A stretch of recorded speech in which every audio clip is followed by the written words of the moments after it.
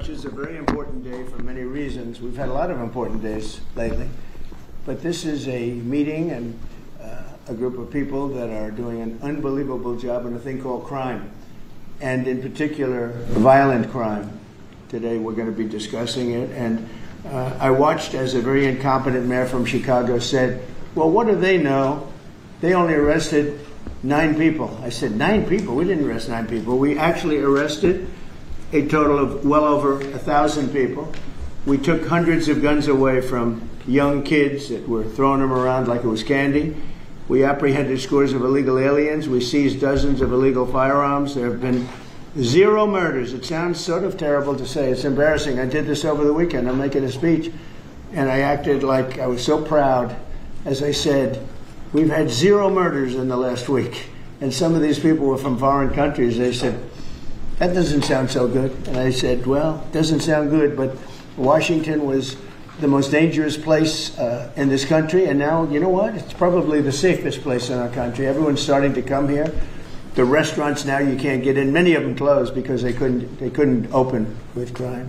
Everybody before me is happy what I'm doing. Most of you won't say that because you're radical left. The newspapers are so dishonest. The press is totally dishonest, but that's all right. We've gotten used to it. And we won in a landslide, so they obviously lost their power. I mean, it's impossible to imagine that when you get 97% negative stories, purposely negative stories, even though you've done 97% positive things, that you could win an election in a landslide, winning all 7.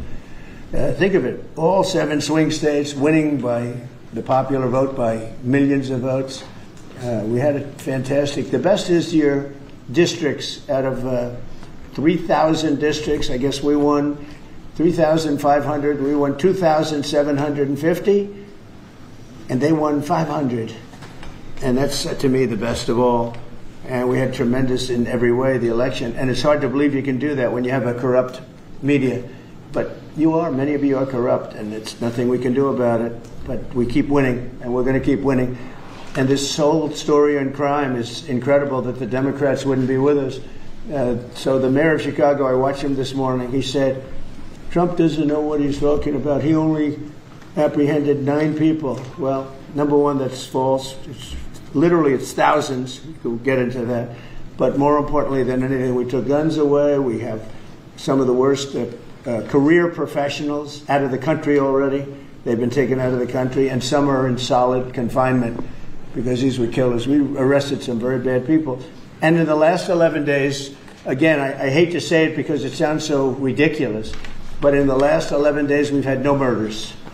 And that's the first time that's taken place in years, actually years. We always have a murder a week. They call it a murder a week. You come here from Iowa, you come here from Indiana, you come here from Idaho, because you're so proud of your country, you love your country, and then you get murdered. Your son gets murdered, your daughter gets murdered, you get murdered. See the media, you get murdered. Many of you have been mugged in Washington, you just don't want to talk about it.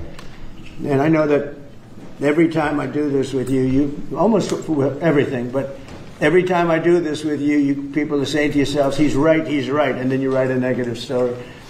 But we are doing an incredible job. The people behind me are amazing.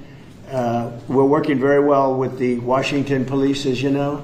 The D.C. National Guard is unbelievable. We're also getting tremendous help from Secret Service. And we are at a point where Washington is booming again. People are pouring in like we haven't seen for years. Nobody wanted to come here. They didn't want to come here and get murdered. I have a friend of mine who has a very successful son. And I said, where is your son going to be this weekend? He said he's going to Washington with his friends. I said, really? Yeah, he's wanted to do it for 4 years, but he couldn't do it because it was so unsafe. And he's a tough kid, too. It's so unsafe. And he ended up staying 3 nights, going out to restaurants all 3 nights. He said it was so beautiful, so peaceful, because all the criminals are either arrested or they're hiding, and we're finding the ones that are hiding. So I want to thank everybody standing behind me because they are really, Gaddy, you've been unbelievable, by the way. They have done an unbelievable job. They're working 24 hours a day. And Washington, D.C. is now in great shape. I'm going to be working with Clark Construction, which is by far your biggest construction company. And we're going to also beautify Washington. We're going to rip down the broken medians, fix them. We're going to put asphalt on the roads. We're not ripping them apart like these stupid people do. They rip a road down to the dirt, and then they spend 5 years in building the new one, and then it starts settling. You know, the whole thing is so crazy. And they'll spend hundreds of millions of dollars on a road. I'll spend about $2, and it'll look better. So we're going to be replacing medians. We're going to be replacing much of the asphalt in the road, which in the city, which is in bad shape. We have great stripers. We have great contractors, but we have to let them do the thing. The Congress had said that they'll give us whatever money is needed to fix up the Capitol. This is the Capitol. And we're not going to spend a lot. It's going to go fast, and it will be spotless. And we want it spotless for the World Cup and for the Olympics. You saw the World Cup was here the other day. And come to think of it, there's your trophy for the World Cup. In fact, it's solid gold. That's actually solid gold, so heavy that some of the people in this room wouldn't be able to lift it up. I think what I'm going to do is place it right above the angel, right over there. That's solid gold, too. We're going to put it right up there. Look at that. There's a solid gold trophy. They know how to get to me, you know. I like the angel better, to be honest with you. So, we're going to sign, and then we'll take a few questions, and we'll tell you how good a job we're doing. We want to go from here to other places, but I was telling some of the people that in a certain way, you really want to be asked to go. You know, I hate to barge in on a city and then be treated horribly by corrupt politicians and bad politicians, like a guy like Pritzker. He ought to spend more time in the gym, actually. This guy is a disaster. Gavin Newsom's a disaster. When we went, we saved Los Angeles. You wouldn't have been able to have the Olympics in Los Angeles. You're barely able to have it now. They did lose 25,000 houses to a fire that should have never occurred because they didn't let the water come down from the Pacific Northwest, which you guys don't want to write about. I had to break into the water supply to let the water down. And even now, we want more. We can have much more. It's less than half of what should be coming in. I don't know, they have a political thing about it. It's like the craziest thing I've ever seen. But I don't like going to a town, a city, place, a state, and then be criticized by some corrupt or incompetent governor where crime is rampant. Like, take a look at D.C. Crime was rampant. It was at the all-time worst. It got really bad during the Biden 4 years. And then I have a mayor stand up and say how crime has reached a 30-year low. 30-year low. People are being killed left and right, and it's not a 30-year low. Think of it. So for 11 days, there have been no murders. The record goes back years where that's happened. They haven't seen that happen in years. And then people stand up, and instead of thanking us, which they should do, and she's not that bad. She's better than most. But, you know, you have people. I watched in Illinois. Chicago, Illinois is a disaster. I have property there. It's a disaster what's going on in Chicago. And you get Pritzker, he's violating our rights. I think this is another men and women's sports thing. I think this is one of those, you know, they call them 80-20 issues. I call them 97-3. I think the Democrats better get smart. And, you know, politically, I hope they don't. But actually, in terms of love for the country, I hope they do, because it would be good to work together. So I'm thinking about, you know, when I have some slob like Pritzker criticizing us before we even go there. I made the statement that next should be Chicago because, as you all know, Chicago's a killing field right now. And they don't acknowledge it. And they say, we don't need him. Freedom, freedom. He's a dictator. He's a dictator. A lot of people are saying maybe we like a dictator. I don't like a dictator. I'm not a dictator. I'm a man with great common sense, and I'm a smart person. And when I see what's happening to our cities, and then you send in troops, instead of being praised, they're saying you're trying to take over the republic. These people are sick. But I'm really saying, and I say this to all of you, in a certain way we should wait to be asked, because they have cities that are so under control, you know, out of control. So we go in and fix it. They take the full credit for it, and they go out and say, I heard it this morning. They're saying how well they've done over the last 10-day period, that they set record lows. They don't say that we're there with very tough people, by the way. They have to pass the toughness test. Otherwise, they're not working for us.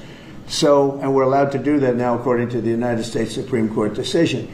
Now, they have to pass a toughness test. If they're not tough, we don't want them for this job. They might be great for other jobs, but not for this job, because they're respected. You saw the gang of kids. They were all huddled up, and a group of soldiers walked up. They never even got over. Those kids ran back to their homes or wherever the hell they came from. They were gone. This is one of the safest cities right now in the world, as crazy as that sounds. And it took 7 days. It took really 3 days, but we're now on our 11th day. So I want to thank you. So we had all of these things, 439 illegal alien criminals have been removed, and we have 6 known gang members, some of the worst leaders of gangs anywhere in the country, MS-13 and Tren de Aragua. We have 2 missing children that have been recovered. They thought they were gone. We brought them back to the family. The family started crying. They couldn't believe that they saw their child again. 49 homeless encampments have been removed. Like, we have the head of South Korea coming in a little while, the president, and he drives down the street. Already, his people have told me, he said, what happened? It's so clean. We always came here, it was filthy dirty with homeless and papers all over the road. That's the other thing. Those roads are swept immaculate. But they're going to be much better in a few months when we put a topping on them. They're going to look like they're brand new. We'll get rid of those rusty old medians that have been crashed into 1,000 times, and they don't fix them. They just let them, they lay them down on the road and they sit there for months. But we don't do that. We don't run things. We run things like we run this. We like clean, we like beautiful, we like safe, and that's what we're getting. So I'll start signing the executive orders. To me, this is a very, very big deal. One of the executive orders has to do with cashless bail. That was when the big crime in this country started. And I can tell you who did it, when, but I don't want to do that because others followed pretty quickly. But that was when it happened. Somebody kills somebody, they go in, don't worry about it, no cash, come back in a couple of months, we'll give you a trial. You never see the person again. And, I mean, they kill people and they get out. Cashless bail. They thought it was discriminatory to make people put up money because they just killed 3 people lying on a street. Any street, all over the country, cashless bail. We're ending it, but we're starting by ending it in D.C., and that we have the right to do through federalization. Okay, let's go. Could I ask you to say exactly what this is? Of course. So, as you've consistently identified, sir, cashless bail policies are a key driver of the disorder we see on city streets all over America. Catch and release system allows criminals to keep going back out onto the street and reoffending. What this executive order does, it charges your Attorney General with identifying jurisdictions all over the country that have cashless bail policies, and then it withholds or revokes federal funds and grants that are flowing to those jurisdictions to ensure that we're only supporting the people who have reasonable common sense policies around crime. So what area does it cover?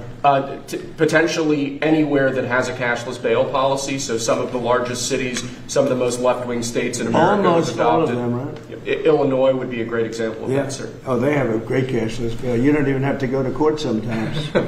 No, Illinois, I love that state. It's a great state, but it's run so badly by Pritzker. They threw him out of the family business and he becomes governor. Now he wants to run for president. I don't think that's going to happen. Okay, we'll sign right here, right? Sir. So important. And this isn't Republican, Democrat. This is, and by the way, most Democrats agree with this. But this is just, we got to bring our country back. Okay? That's a big one.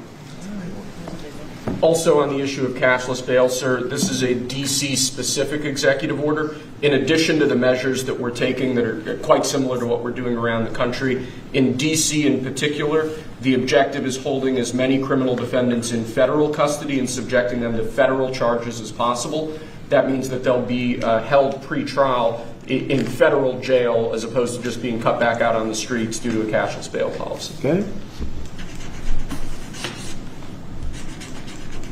And we have the room.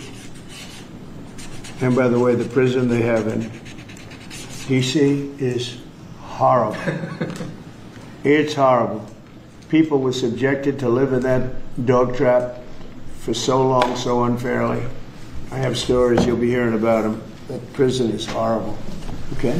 This is an executive order that contains a number of additional measures relating to crime and law enforcement in Washington, D.C. It charges, for example, your Secretary of Defense with establishing specialized units in both the D.C. National Guard and the National Guard units around the country, specifically trained and equipped to deal with public order issues. It charges all of your various federal law enforcement agencies with hiring additional personnel to allow them to surge personnel to Washington, D.C. to deal with the current emergency here. It does a number of other things in that space, and it also asks the Attorney General to look at D.C. Metropolitan Police general orders that have currently impeded law enforcement efforts in the city, and to potentially look at unwinding those that are stopping the police from doing their job effectively. And are we going to ask this to be codified by Congress, all of these things? I think we could potentially, yes, sir. I think so. I think we should. I think we'll get it. I think Democrats will vote. Well, it's hard to believe that they might not, but I think Democrats will actually vote for this.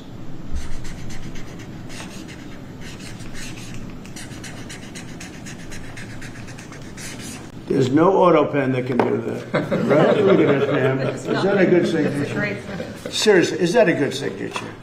Who can write like that? Nobody.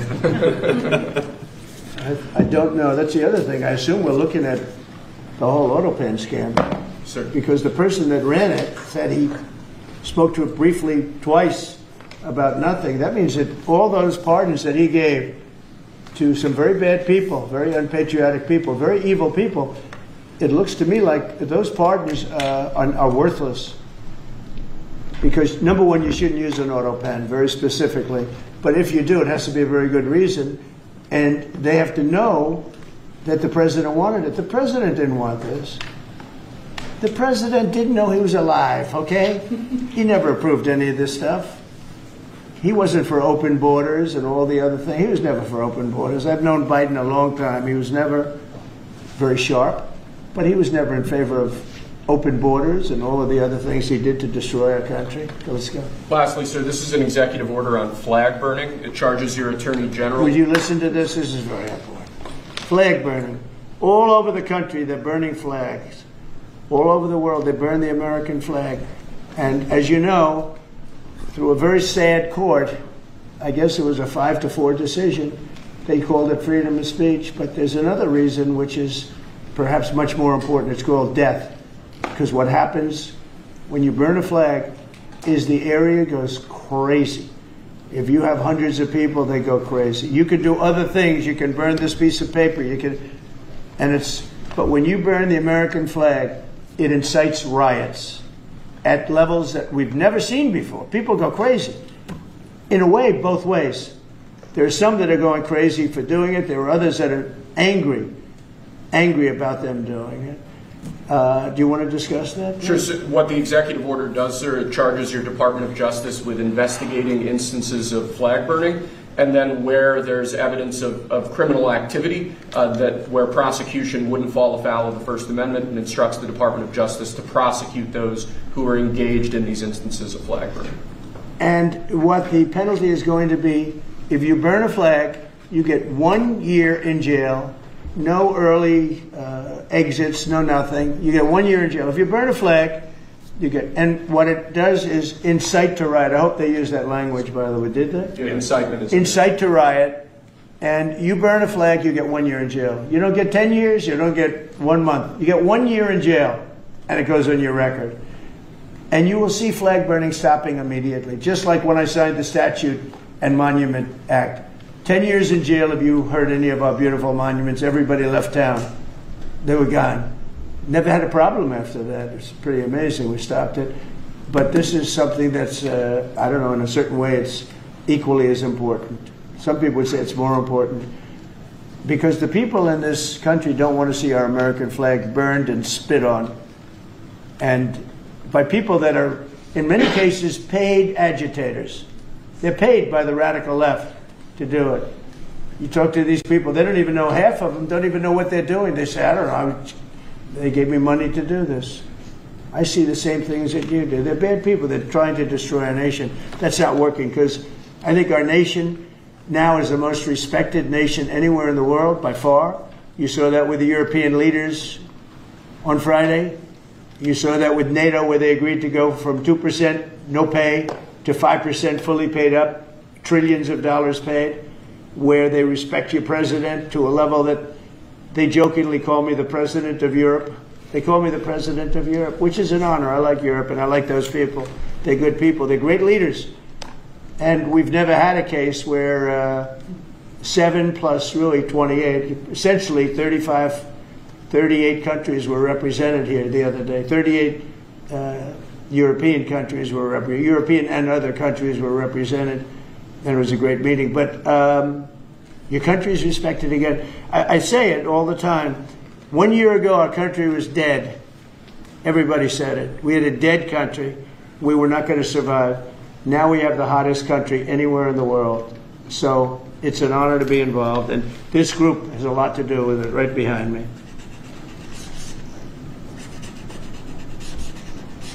Does anybody behind me have anything? Pam, would you like to say something? Sure, President. Thank you for keeping D.C. safe. You know, just a couple examples of a mother, a single mom, whose house was burglarized, and the defendant got out on cashless bail, went back the next night and burglarized her house again. That's why this is so important. A man got in a fight with another guy. He had a gun. He was let out. Next night, he got up, went back, and killed him. So that's why it's so important, President, what you're doing. And thank you for protecting the American flag. And we'll do that without running afoul of the First Amendment as well. And President, I think I think Gaddy Serralta had something he wanted to give you on behalf of all the law enforcement who are out there every single night. Yes. Thank you for putting me in charge of this surge. As the Director of the United States Marshal Service, it's the oldest law enforcement agency. It was created in 1789. So on behalf of all the federal law enforcement agencies that we're working with and those that have yet to join the team, we thought it was only appropriate to present you with an honorary United States Marshal Service badge. And this badge comes with this little item right here, which is a handcuff key, Mr. President, because you continue through your policies and your efforts with your staff to unhandcuff law enforcement officers all over this nation. And I can tell you personally that they thank you for that.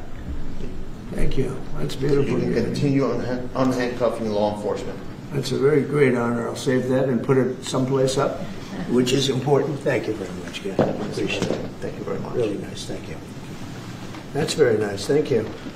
Well, we love those people. They're brave and they love our country and they don't want to see it. Do you know how many people volunteered for this job? And before I ask the VP to say a few words, because he feels very strongly about it, I think it's very important, Pam, that when we do this, that a state required, they come and ask us. I mean, I see Pritzker saying, we don't want them. In the meantime, his city is being shot to hell. And they do that politically. And they probably do want it. If we didn't go to Los Angeles, you would literally have had to call off the Olympics. It was so bad. And the sheriff and the law enforcement people, but the sheriff said, and he came out very strongly, he said, if we didn't have these people, we were not able to control it. Now, 4 days later, after we had it totally under control, we did that quickly. He changed his tune a little bit. Well, I think we could have done it, you know. They were dead. If we didn't send in the troops, Los Angeles was dead, the Olympics was gone, the World Cup was gone, everything was gone. We did a great job. And Newsom, he's an incompetent governor. But I think people should want us to be there, because otherwise all they'll do is complain as we do our job. So we'll have to think about that, okay? We go in, like in Washington, we go in and the people that are here that have been doing, I don't want to say terrible because she happens, she's a nice woman, yes. I don't care about if she's nice, I really don't care. I want her to do, I'd rather have her be horrible but do the job.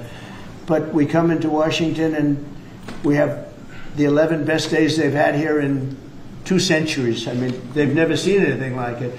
Let's go 2 decades. In over 20 years, they haven't seen anything like what happened. And now they're out there saying, we don't have crime in Washington. Well, that's true. For 11 days, you don't have crime. But before that, everybody was getting hit and mugged, and you people could not walk to your office without security. That's how unsafe it was. So I think we should really let them have their city, let their city go to hell, and when they come and beg us to help. The only problem is we want to save it for the people, because the people want us there. The people here, 95% of the people here want us. The real people, not the people you find on, I don't know where you find these people. You have one person that has a broken nose. Where'd you get it? Well, I was mugged. Good. Do you want to see Trump here with? No, I don't want. The woman has a broken nose. She got mugged. But she's saying she doesn't want any protection. It's all made up fake news. It's just fake news. I don't know where you find these people. Anyway, would you say a couple of words, please? And then I'm going to ask JD to say something. You have done an unbelievable job in a short period of time. Thank you, Mr. President. Highly recommended by you-know-who, right? Yes, sir. Do you want to say his name? Mr. Youngkin. Governor Youngkin. Yes, sir. We stole you from Governor He called me. Youngkin. Right. He called me. Glenn Youngkin called, and he said, I have somebody who's really fantastic. And based on that recommendation, here you are, and you've done a fantastic job. I appreciate it. Thank you, Mr. President. Thank you. Go ahead. The men and women of the Metropolitan Police Department are back. They enjoy doing their job again. They feel the ability to go out and be law enforcement officers. They feel that they're connected to their communities again. They are making a difference. Thanks to you, Mr. President, and our federal task force, you are making D.C. safe once again. Good. Thank you, sir. It's going to get better and better. Well, it can't get much better. There's no crime. I read where crime's down 89%. I said, really? Who are the 11%? Okay? There's no crime. JD, please. Yes, sir. Well, thanks, Mr. President. Thanks to the incredible team here. You know, I want to echo something the President said, where you say there haven't been murders in a couple of weeks in D.C., and it doesn't sound good, but then you talk to local law enforcement, and I didn't realize that this town averaged one murder every other day for the last 20, 30 years, which means that in 2 short weeks, the President and the team have saved 6 or 7 lives, people who would have been killed on the streets of D.C., who are now living, breathing, spending time with their families, because the President had the willpower to say, no more. We're not going to give the streets of D.C. over to vagrants and robbers and murderers. And the last point I want to make, sir, to your point about we want people to welcome us, to ask us, because look at Governor Pritzker in Illinois, or Governor Newsom in Los Angeles, or Governor Moore in Maryland. They are angrier about the fact that the President of the United States is offering to help them get their crime under control than they are about the fact that murderers are running roughshod over their cities and have been for decades.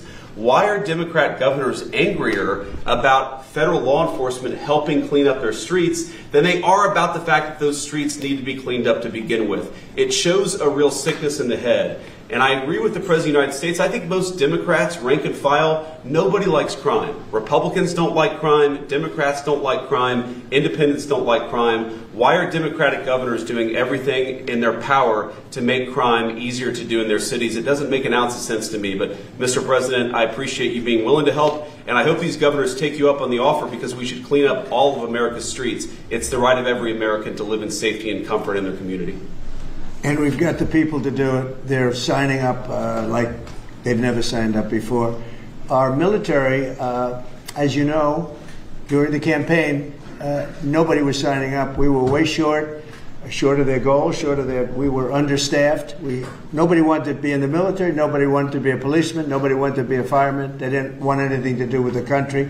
We had an incompetent, grossly incompetent president who, frankly, should not have been there.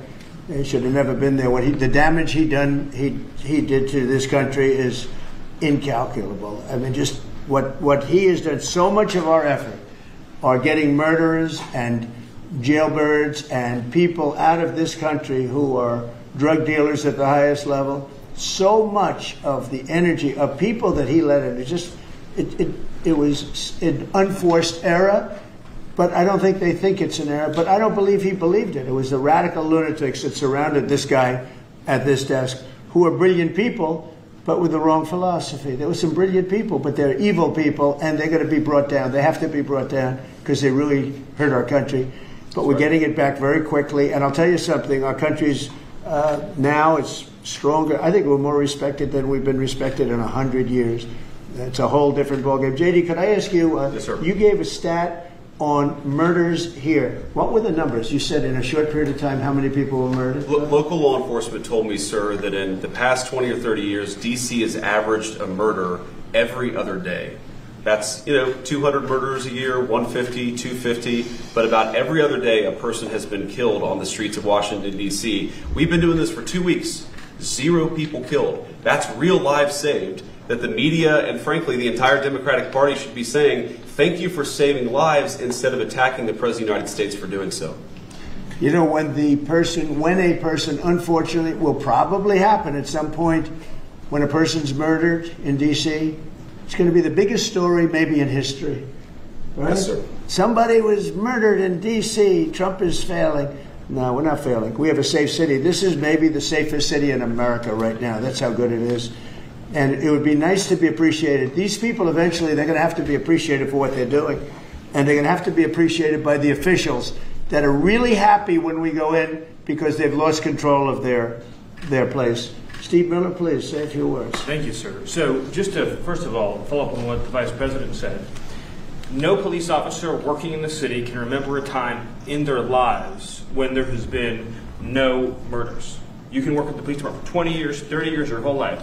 We've checked the records. No one can even find a record of being murder-free for as long as you've been murder-free under President Trump's leadership. Additionally, and the President spoke about this before, we've uncovered, in the process of uncovering, a massive scandal in Washington, D.C. with the doctoring of crime stats. And the Department of Justice, under the Attorney General, is leading the effort to uncover this. But when we ultimately share the results, it will stun you. The extent to which, even though D.C. had the worst crime in America, honestly measured, it dramatically understated how bad it was. There's even accusations that murders and homicides were reported as accidents instead of murders. I mean, this is how severe the manipulation of the crime data has been in this city, and it will all be uncovered and it will all be brought to light. I've had a chance to spend some time, as does everyone here, with the police officers in the city. Members of the public are going up to them and thanking them, just overflowing with gratitude, because for the first time in their lives, they can use the parks, they can walk on the streets. You have people who can walk freely at night without having to worry about being robbed or mugged. They're wearing their watches again. They're wearing jewelry again. They're carrying purses again. People had changed their whole lives in this city for fear of being murdered, mugged, and carjacked. It is a literal statement that President Trump has freed 700,000 people in this city who were living under the rule of criminals and thugs. And the last thing I'll say is that under the efforts of Terry, to my left and many here, what they found also is that the street criminals here in Washington, D.C. were doing business directly with the transnational criminal cartels, the foreign terrorist organizations. So not only was the city being run by these criminal thugs, but they were working with some of the most dangerous terrorist organizations on the planet to traffic weapons and drugs into this city. And what we are uncovering every day is shocking to us, and we look forward to sharing all the results with you. But President Trump, your leadership has uncovered some of the great public safety scandals of our life, and now because of you, people are safe and free for the first time ever in this city. Thank you very much, Steve. In Los Angeles, Beverly Hills is, a great place. I have a house there. I had a house there. I used to spend a lot of time there. And a great place. Do you know that I have friends, they leave their trunk open for their car because they know they're going to be vandalized. They don't want the trunk ripped off in order for them to steal what's in the back. They leave the doors open so when they go in to steal the radio or whatever they take, that they don't rip off the door. They leave the doors totally open so the criminals, when they go and open the door, they'll have to break the windows and kill the car in order to steal whatever it is in the car that they're looking for. And that's at a level that nobody's ever seen before. Nobody lives like that. I have another friend, he has a garage, and in order to save his garage door, he leaves it open so that people can just walk into his garage, take whatever they want, and leave. But all the cars so many cars, I've been told this by many people, stars, big people, they leave their doors open so the doors aren't destroyed by these criminals. All over Los Angeles this is taking place. And you know that. I mean, you've heard that. Christy, could you say a few words, please? Sure. Well, Mr. President, I think one of the most impactful statistics that you used today was of the 1,000 arrests that have happened already so far, 439 of them were illegal criminals, which means they never should have been in this country to begin with. That they were in this country, invaded over our southern border or our northern border or maritime seas, and then they committed crimes against the American people. So by getting those individuals incarcerated, we've stopped those violent crimes from happening here in the city. And sir, they do. Exactly like Stephen was talking, they have ties to cartels. They have networks across this country and other cities. So by what you're doing here is going to have a ripple effect in Miami, in Chicago, in other cities, because you're grabbing those networks and giving us information and targeting information to go and get more criminals across this country. So thank you for the work that you're doing.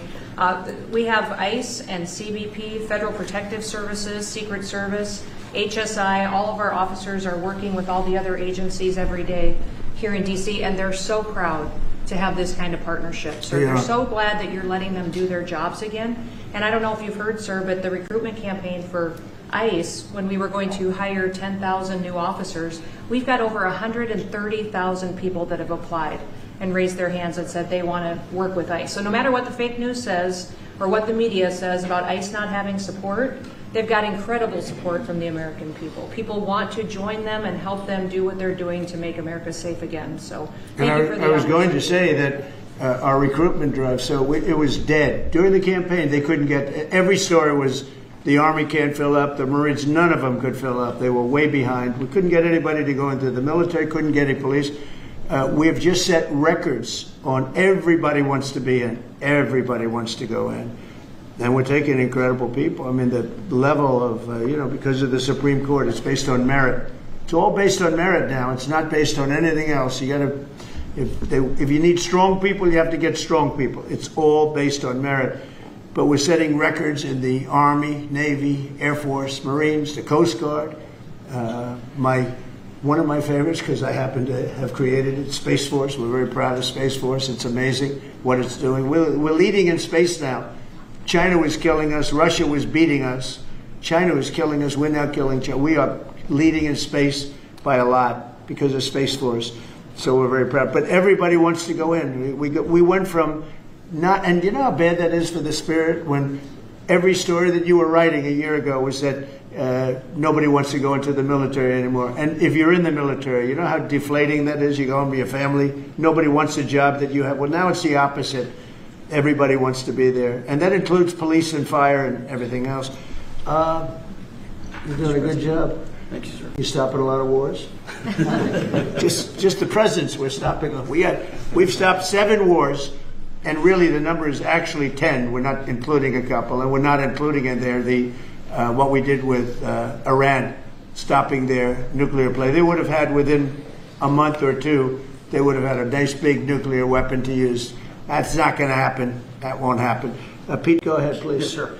Well, Mr. President, thank you very much for your leadership, and the Defense Department is proud to be a part of this task force. Just like we have been down at the southwest border, where crossings are at 0, we've got national defense areas where we're working with Border Patrol to secure the southern border for the American people. Just like Los Angeles, where ICE officers deserve to do their job without being attacked, we're really proud to be a part of defending the nation's capital and ensuring it is safe and beautiful and working with law enforcement. And Mr. President, let me tell you, the morale of the troops, getting out there talking to them, they love this mission. They're grateful to be doing it, whether they're D.C. National Guard or other state National Guards.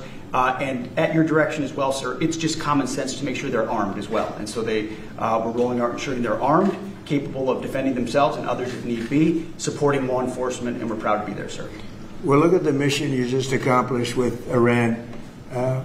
36 hours back and forth, flawless. Every bomb hit its target. They went right down those chutes, dark at night, no moon, no nothing.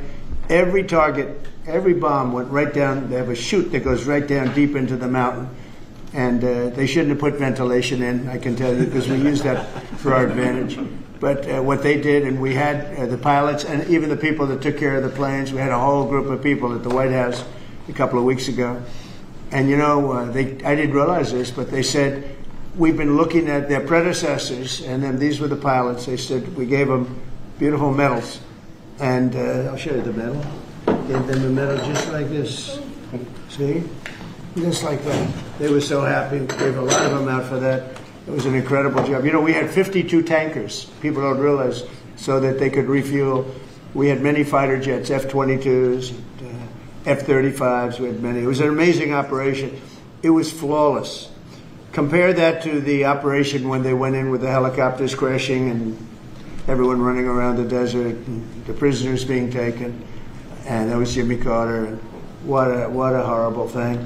This was the exact opposite. This was the exact opposite of what they did in leaving a very, very nice place. The Taliban runs a tough operation in Afghanistan, and I think it was the most embarrassing day in the history of our country. That was Biden. I was leaving, and we would have left through strength, tremendous strength. We would have had we would have kept Bagram, which is the air base, one of the largest runways in the world, one of the most powerful. You could land anything on it, many, many feet thick.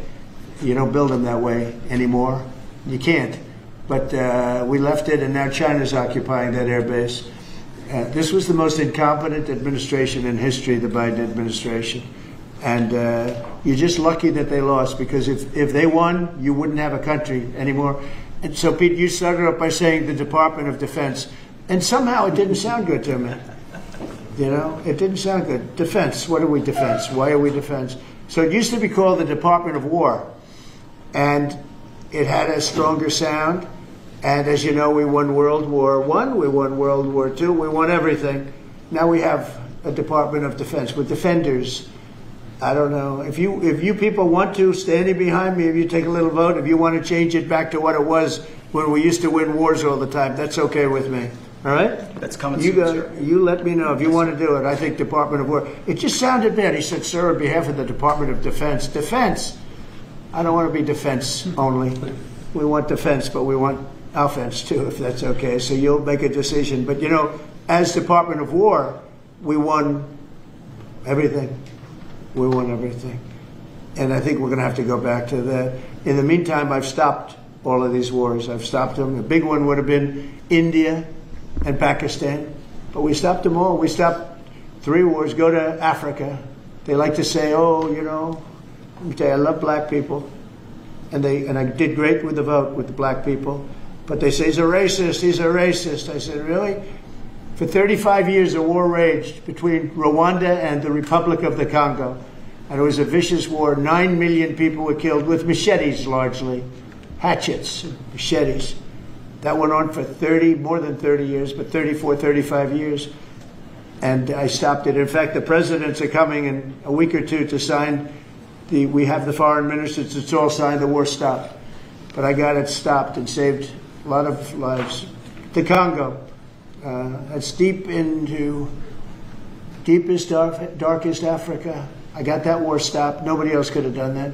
We did a lot of jobs. We did a lot of wars were stopped that nobody thought would even be possible. And I'll tell you what, the war with India and Pakistan, that was the next level. That was going to be a nuclear war. They already shot down 7 jets. That was raging. And I said, you guys want to do trade? We're not doing any trade. We're not doing anything with you if you keep fighting. You got 24 hours to settle it. They said, well, there's no more war going. And I used that on numerous occasions. Trade. I used I used whatever you had to use. But we got 7 of them stopped. And the one I thought would be easiest, frankly, was going to be Russia and Ukraine. But that turns out to be some big personality conflicts. It's one of those things. But we're going to get that stopped eventually. We're going to get that stopped too. 7,000 soldiers died last week. Think of that. 7,000. I usually say 5,000, but 7,221 soldiers died last week in the fighting between Ukraine and Russia.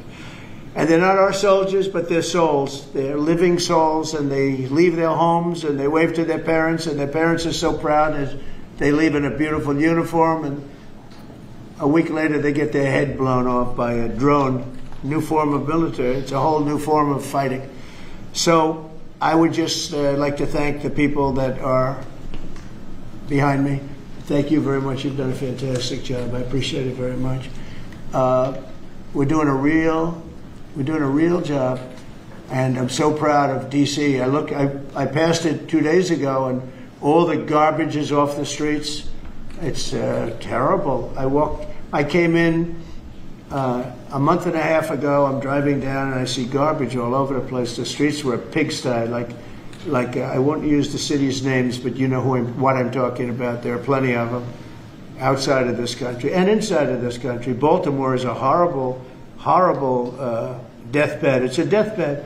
I know Governor Moore said, oh, he wants to take a walk with me. He meant it in a derogatory tone. I said, no, I'm the President of the United States. Clean up your crime and I'll walk with you. But it's tremendous crime. But he was trying to be derogatory. He doesn't have what it takes. But he's trying to be derogatory. And I met him at the Army-Navy game. They said, oh, there's Governor Moore. He'd love to see you. He came over to me. He hugged me, shook my hand. You were there. He said, sir, you're the greatest president of my lifetime.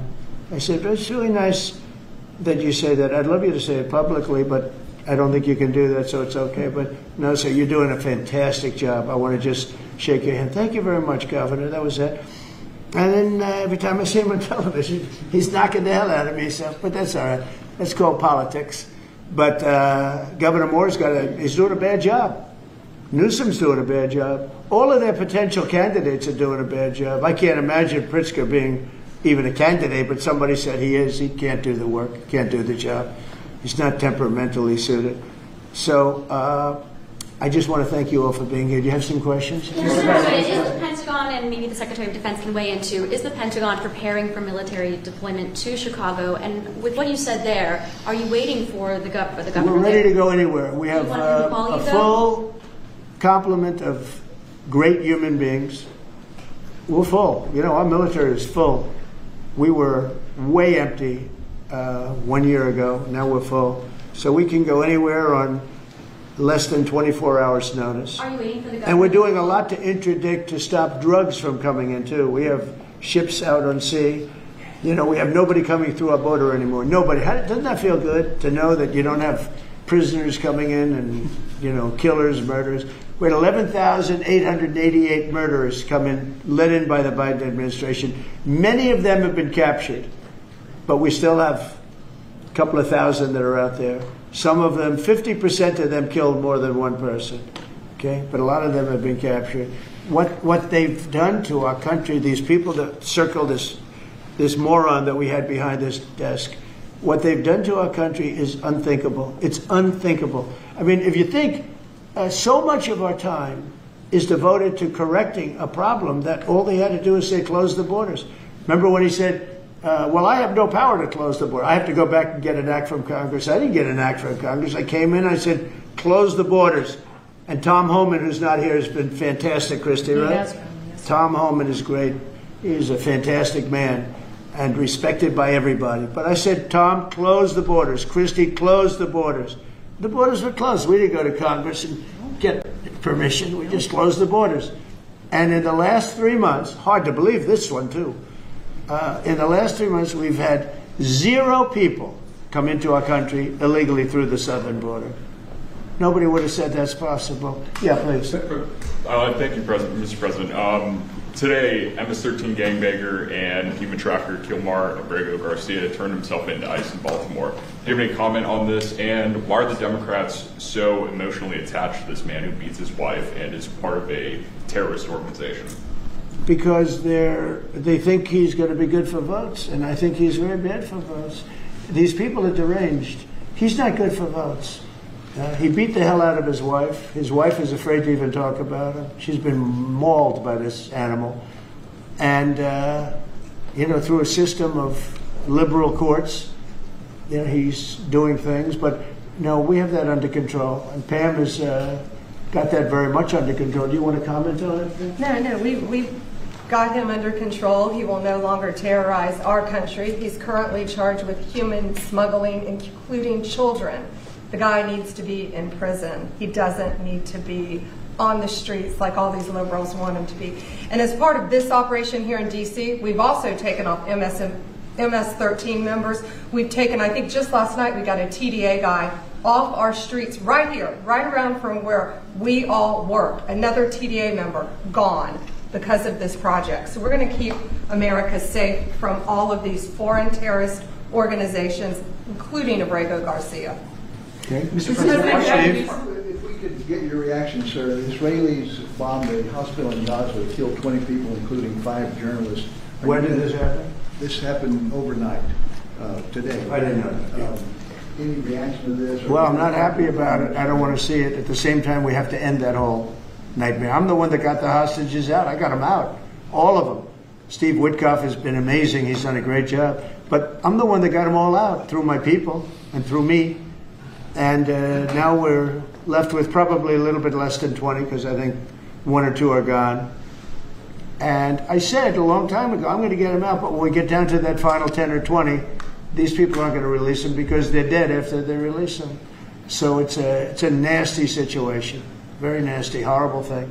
Mr. Yes. President, could you please elaborate on your post on South Korea? What were you referring to? Well, I heard that there were raids on churches over the last few days, very vicious raids on churches by the new government in South Korea, that they even went into our military base and got information. They probably shouldn't have done that, but I heard bad things. I don't know if it's true or not. I'll be finding out. As you know, your new president's coming in just a couple of hours coming here. I look forward to meeting him. But we won't stand for that. We just won't stand for that. Yes. Are you prepared to order National Guard troops, though, into American cities if those governors don't request the federal deployment? I am, but I also think that, look, Chicago, everybody knows how bad it is. Everybody standing there knows. We know. You don't have to be doing any studies. They should be saying, please come in.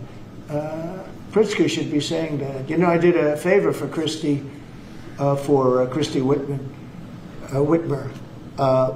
a good favor, I think, with the fish, the carp, the China carp. Did you ever hear of it? China carp. And it's taken over your Great Lakes. You know about that, right?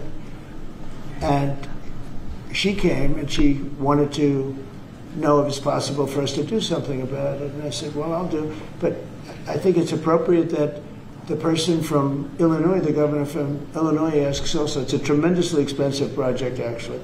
It's invasive. It's horrible what's happened. And we can do it with GSA and various people. But we can do it. We're going to just have to see what happens, okay? We're going to have to see what happens. But you have the legal authority. But the governor of Michigan came, was very respectful, asked for it. She's done a good job. I did that. I opened the Air Force Base, kept it open for F-35s and various planes, F-22s too. I did that for the state of Michigan at her request. And I will, and also at our congressmen. We have congressmen that are unbelievably pro-Michigan up there.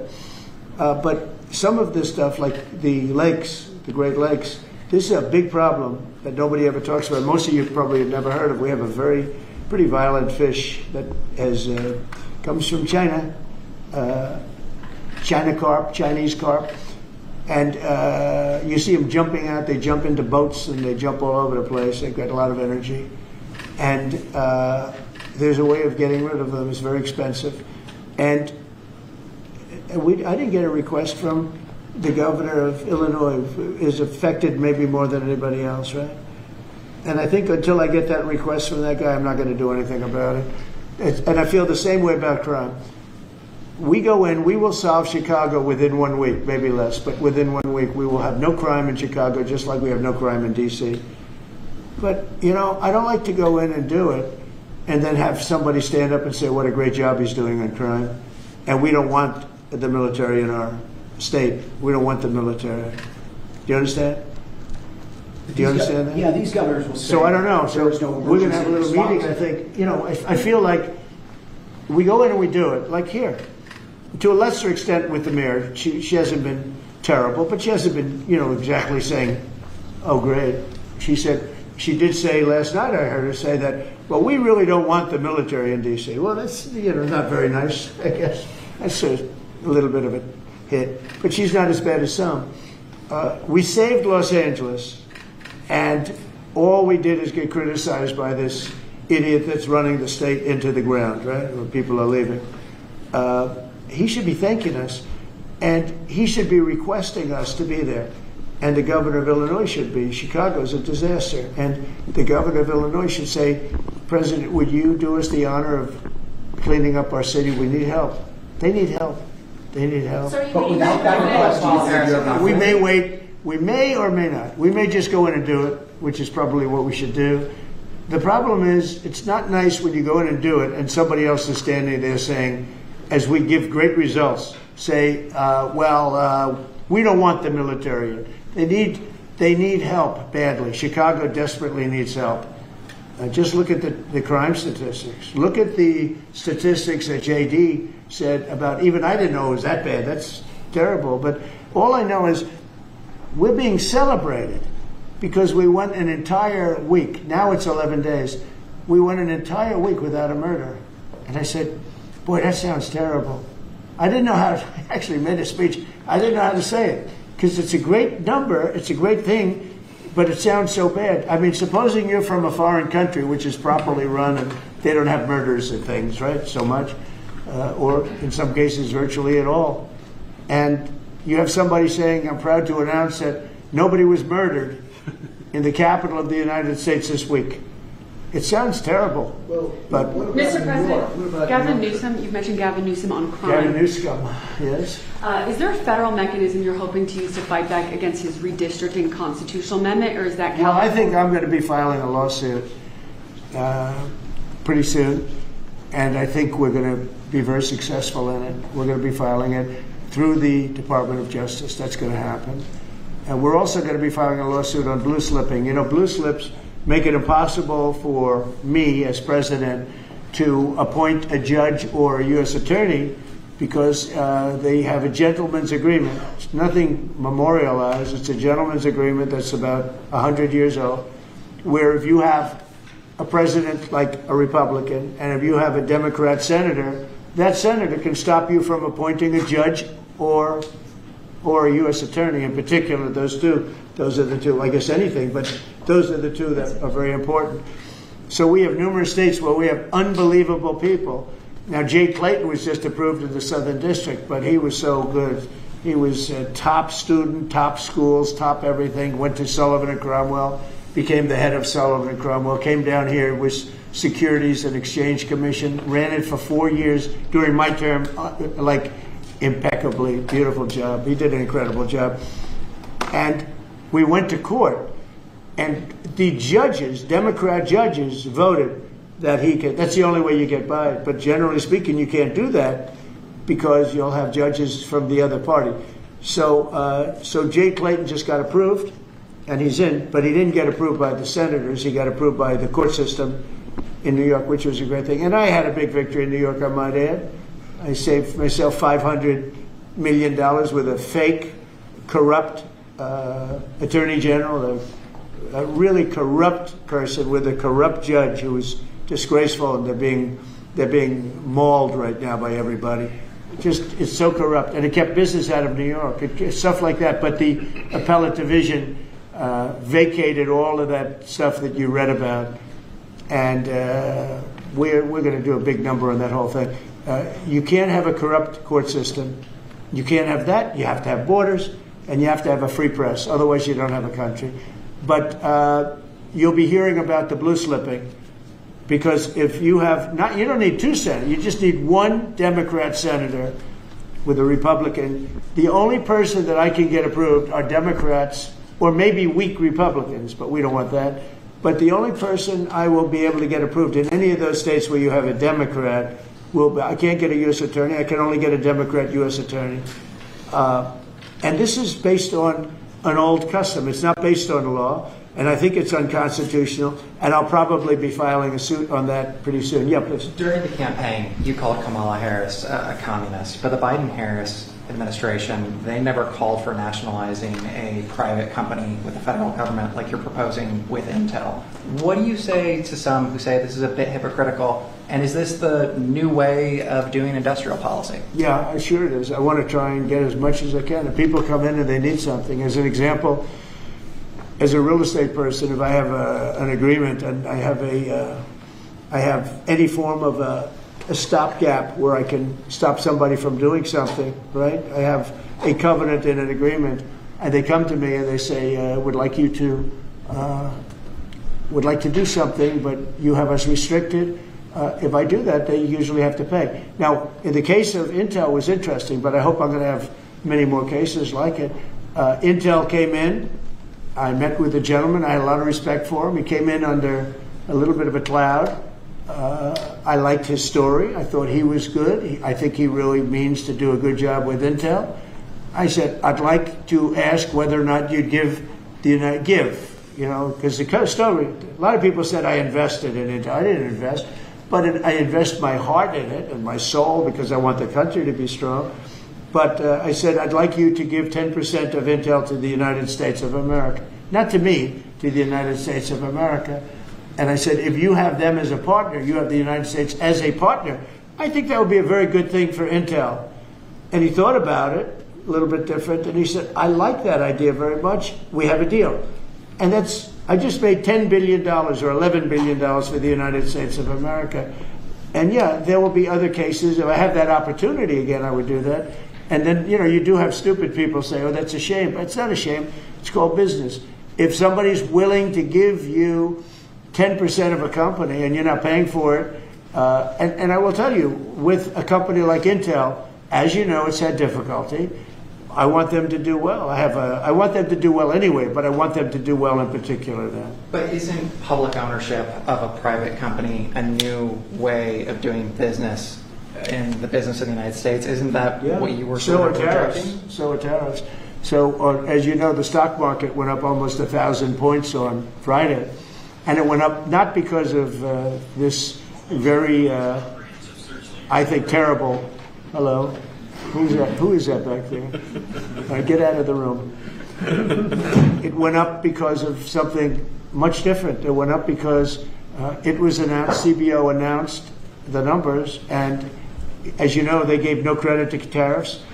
They said they made a mistake, that the trade deficit will be reduced because of Trump's tariffs, will be reduced by $4 trillion, right? Is that what they said, right?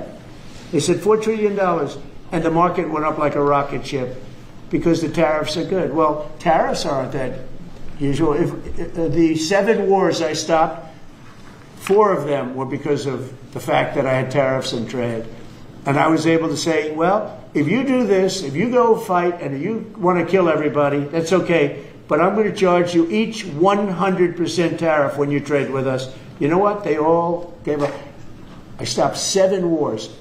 Numerous of them was because of tariffs. So, you never knew the word tariff. It didn't exist really, essentially, in this country until actually in the 1870s up till 1913 it existed. And we were the richest country. We were richer then, proportionately, than at any time in the history of our country.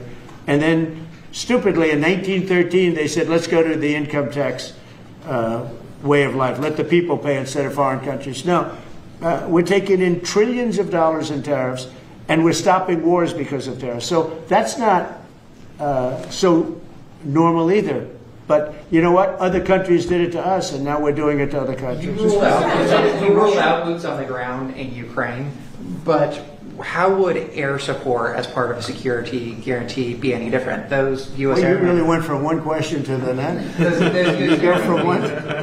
I expected him to at least challenge you. Now we're talking about boots on the ground. But U.S. air assets over the skies of Ukraine as part of a security guarantee, wouldn't those U.S. airmen also be Well, you endangered? don't know what security guarantee is because we haven't even discussed the specifics of it. And we'll see. Number one, Europe is going to give them significant security guarantees, and they should because they're right there. But we'll be involved from the standpoint of backup. We're going to help them. And I think if we get a deal, and I think we will, but if we get a deal, you're not going to. I don't believe you're going to have much of a problem. But we'll back it up because I want to stop seeing people being killed. You know, when Biden was here, he gave $350 billion. You know this from covering business. $350 billion to Ukraine. I said that Zelensky's the greatest salesman I think I've ever met, better than P.T. Barnum, because he'd come to the country, he'd walk out with $50 billion every time. He actually came here once, he walked out with $100 billion. We're up to $350 billion. I got $1 trillion worth of rare earth that we have from the country because I felt badly for our taxpayer. But I did something else at the NATO meeting. They are wealthy countries, but they weren't paying. And we don't pay any money to Ukraine anymore. Do you know that? In fact, it's the opposite. They request through NATO. We deal with NATO. We don't deal really with Ukraine. NATO requests missiles. They want Patriots. They want missiles. We give the missiles to NATO. NATO pays us in full and does what they want. I mean, I think they give them mostly to, they can do other things with them too, because we're dealing with NATO. We pay no money to Ukraine. We gave $350 billion to Ukraine. You know, if we didn't give that kind of money, and I was the one that gave the javelins, if you remember. I gave the javelins. They were very effective. They say Obama gave sheets and Trump gave javelins. They were very effective with those tanks right at the beginning. But you would have never had a war if I were president. You would have never had a war. Just to finish, we spend no money on Ukraine anymore. We were getting fleeced by a president that didn't know what he was doing. To be honest, I don't blame Ukraine. I mean, if they come and ask for $100 billion, then they get it. But we were in for $350 billion. Now, we make money. I don't want to make money on Ukraine. I want the war to end because I want to save all those lives. I want to just save. But just so you understand, we're no longer losing money on that thing. We were losing money hand over fist. And now we don't lose any money. Now we sell weapons to NATO. Because NATO agreed, because of me, to go to 5%. They had 2% and didn't pay. Now they have 5% and they're all paid up. So they have trillions of dollars and they give us that money. But I really want the war to end, and we're going to get it ended. Mr. President, everyone views this as a historic summit here with Ukrainian President Zelensky and European leaders all met here with you at the White House. You said you wanted to get this done bilateral as soon as possible. Have you spoken to Putin since last Monday? Yeah, I have. What is your conversation? Can you share? Every conversation I have with him is a good conversation, and then unfortunately a bomb is loaded up into Kiev or someplace, and then I get very angry about it. I think we're going to get the war done. It's tough. I thought that would be, of the 7 that I settled, I thought that would be the easiest of the group. See, you never know what's going to happen. You know, war, strange things happen in war. The fact that he went to Alaska, our country, I think was a big statement that he wants to get it done. That was not easy for him to go to Alaska, you know, for him to come here. But the fact that he showed up on a very successful day, it was a very successful day for other things. Because, you know, we're also talking about missiles, nuclear. We're talking about a lot of different things. We're talking about limiting nuclear weapons. We'll get China into that. We have the most. Russia has the second most, and China has third, but China is way behind, but they'll catch us in 5 years. We would like to denuclearize. It's too much power, and we talked about that also. That's part of it, but we have to get the war over with. Thank you. On Baltimore, you said that you are going to have to reconsider bridge funding. Is that contingent on Westmore cleaning up the streets? No, we were very generous to him on a bridge. You know, a boat ran into a bridge and the bridge came down like I've never seen anything. The boat was just, it just shows you the mass of that boat, the power of that boat. You know, people were up on that bridge, painters. They were painting the bridge and they were watching it happen. And they thought they were very safe. They all died. They were painting the bridge, can you imagine? And they watched the boat. The engines were off, and they watched the boat, and the power of that boat, the mass of that boat, went right through that steel just like it was nothing. It's amazing. It's called mass. Mass is a big deal.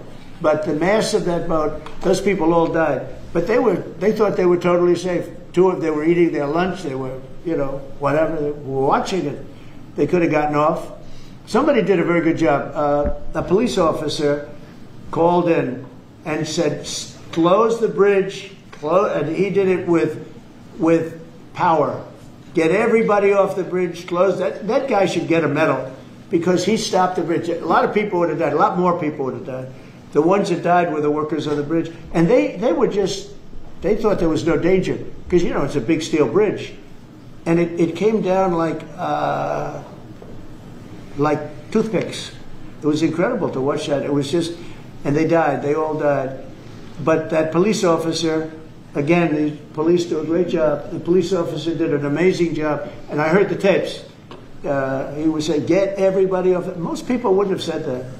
You know, when you see a thing like that, you assume it's going to, you know, tap the bridge and it's going to be rebuffed. The thing just came down. I've never seen anything like it. So he did a good job. In fact, I think we should get him in for a medal. The man that gave the warning, I listened to him. Everybody get off screaming. Everybody off. He had the sense to realize that this could be a catastrophe as opposed to a ship that, because the engines weren't working, it was just floating. It's an amazing thing that a thing floating like that with no power just knocked it right down like it was nothing. So let's do that. Let's give him a medal. I've been thinking about that. Mr. President, do you plan to investigate Chris Christie? Say what? Do you plan to investigate Chris Christie? Look, Chris is a slob. Everybody knows it. I know Chris better than anybody in the room. I always felt he was guilty.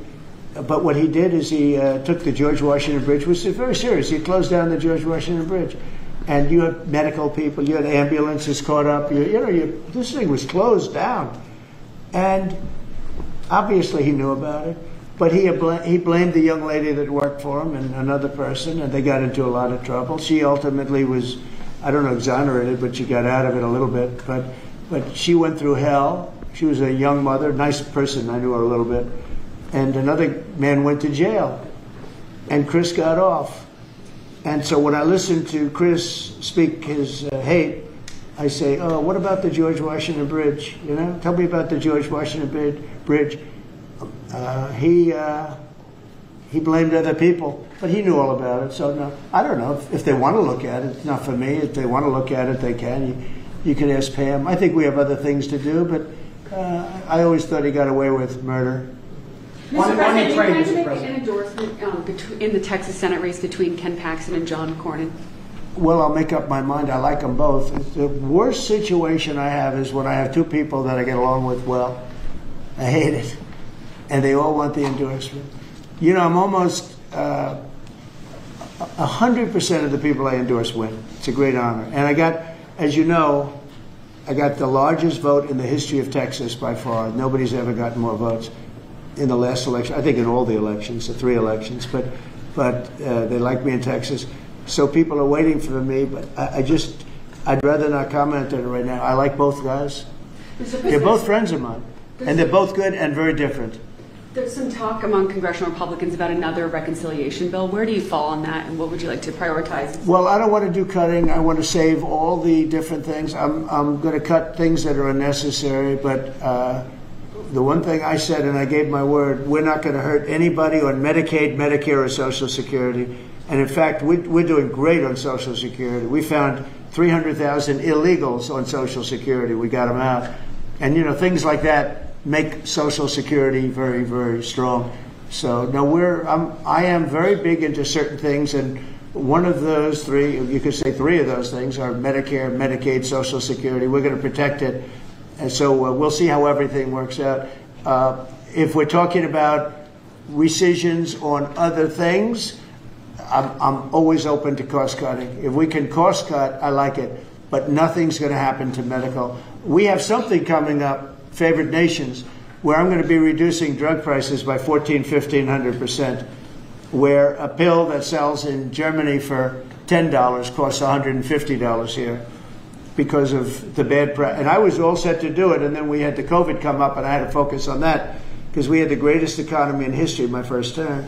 I will tell you that we are going to be doing numbers on the cost of drugs in this country that I'm not talking about a 20% decrease, which would be great. I'm talking about 1,000% decrease. We're talking about where a product would sell for $80 in Germany and $1,300 here. And we're not going to do that. We were subsidizing the entire world, and we're not doing it anymore. I informed the drug companies. I informed the world. And if the world wants to, if countries in the world don't want to go along, then I'm going to put tariffs on those countries, and we'll make more money. But they have to go along with it. So this is moving along rapidly. Dr. Oz is in charge, Bobby's group, and they're doing very well. And we're getting great cooperation from the drug, because the drug companies know it's unfair. You know, for years they'd say, well, we had to do research, and we had to do. I said, I don't care. You had to do research for these other countries also. They are ready to go. And I'm ready to go. And you know, if I pull that off, there's no way a Republican will lose an election. There's no way. All right, one more question. Steve, what's this guy? He's the nicest guy I know, and he asks the most vicious questions. Why do you think President Putin is so reluctant to meet with President Zelensky? Because he doesn't like him. He doesn't like him. You know, they don't like. I have people I don't like. I don't like to meet with them. Sometimes I do like to meet with people I don't like. So how do you get them together? They don't like. No, they don't like each other really. And if we had a real president instead of a guy that got in there with a fraudulent election, if we had a real president, that war would have never happened. Putin actually said, he said, if Trump were president, it wouldn't have happened. It happened for a lot of reasons. It happened because of Afghanistan. When he saw how incompetent Milley was and all these guys were, I think he said, wow, this might be it. Because it was the apple of his eye. It would have never happened if I were president. Mr. President, you have built relationship with Russian leaders and also North Korean leaders. As they are getting closer, how would that affect your diplomatic approach? Well, I have very good relationships with Kim Jong-un, North Korea. I mean, a lot of people would say, oh, that's terrible. No, it's good. In fact, someday I'll see him. I look forward to seeing him. He was very good with me. We had 2 meetings. We had 2 summits. We got along great. I know him better than you do. I know him better than anybody, almost, other than his sister. His sister knows him pretty well. No, I know him well, and I got along with him. You know, I'm not supposed to say I really like him a lot, because if I do that, I get killed in the fake news media. But I got along with him very well, and we had no problem. If at the time Hillary Clinton won the election, you would have had a nuclear war. You would have had a nuclear war. We're not going to have a nuclear war. Once that happens, it's over. We're not going to have a nuclear war. No, but Kim Jong-un will meet at some point. I look forward to it, actually. But you notice that since I came into office, you haven't had a problem with him. It hasn't been, you know, he tests lots of rockets. He does have great capability, I will say that.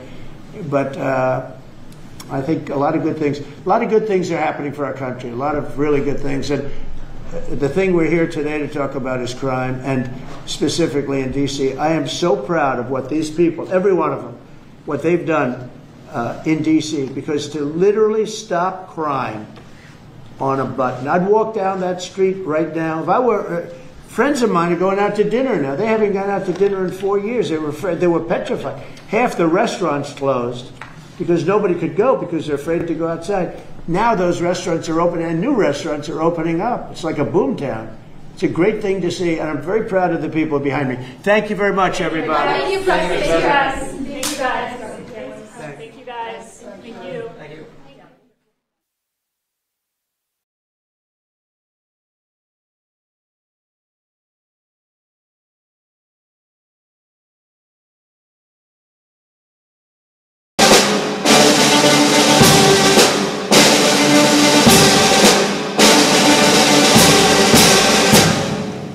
Ladies and gentlemen, the President of the United States.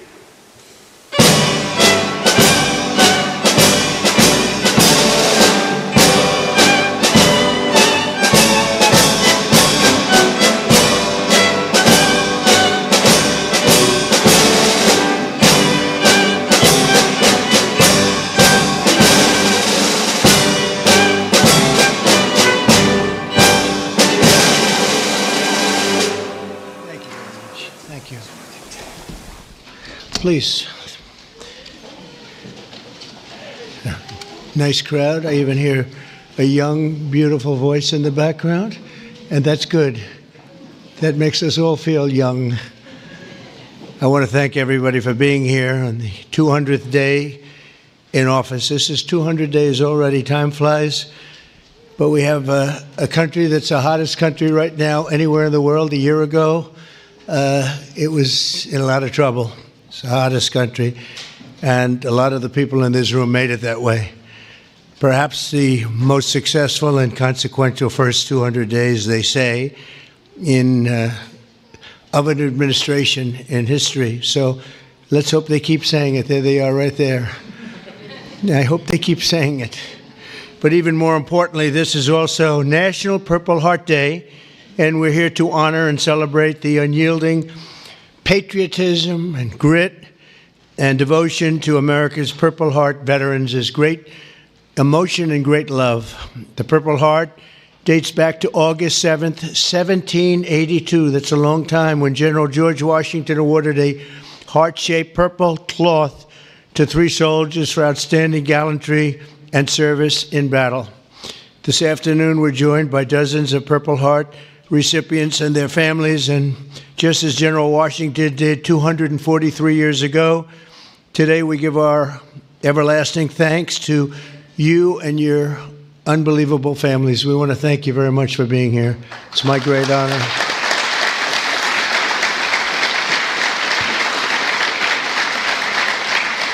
We're also joined by American patriots who love our military and our veterans, including Secretary of Defense Pete Hegseth. You're doing a great job, Pete. Thank you.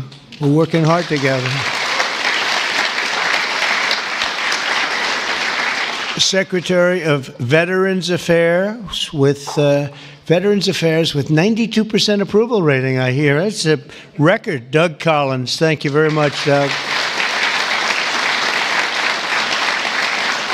The Director of National Intelligence, Tulsi Gabbard. She's got a lot of interesting things happening in the last 2 months. A lot of interest. Keep it coming, Tulsi. Keep it coming. Chairman of the Joint Chiefs of Staff, General Dan Kane, my friend, who I knew a long time ago. He got rid of ISIS in record time. They said it was going to take 4 to 5 years. He did it in 4 weeks. That's when I said, if I get into this again, I'm going to make him the chairman of the Joint Chiefs, and that's what happened. Great job, and he did an incredible job in Iran. I want to thank you very much. Great job, General.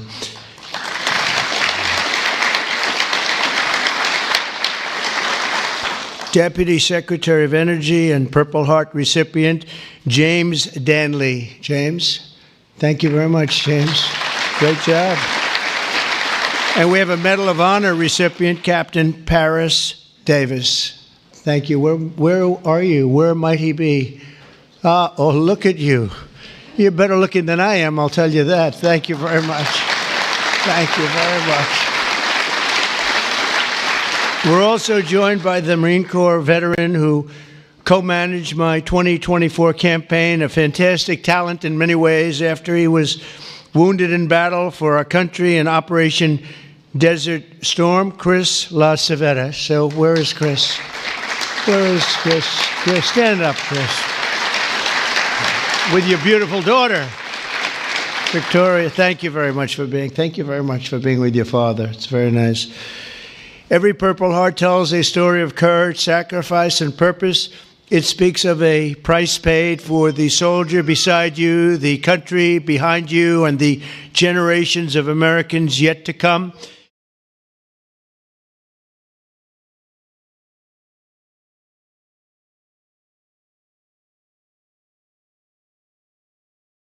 I'll start signing the executive orders. To me, this is a very, very big deal. The executive orders has to do with cashless bail. That was when the big crime in this country started. And, I mean, they kill people and they get out. We're ending it. What this executive order does, it charges your Attorney General with identifying jurisdictions all over the country that have cashless bail policies, and then it withholds or revokes federal funds and grants that are flowing to those jurisdictions to ensure that we're only supporting the people who have reasonable common sense policies around crimes. In addition to the measures that we're taking that are quite similar to what we're doing around the country, in D.C. in particular, the objective is holding as many criminal defendants in federal custody and subjecting them to federal charges as possible. That means that they'll be held pre-trial in federal jail as opposed to just being cut back out on the streets due to a cashless bail policy. Okay. So important.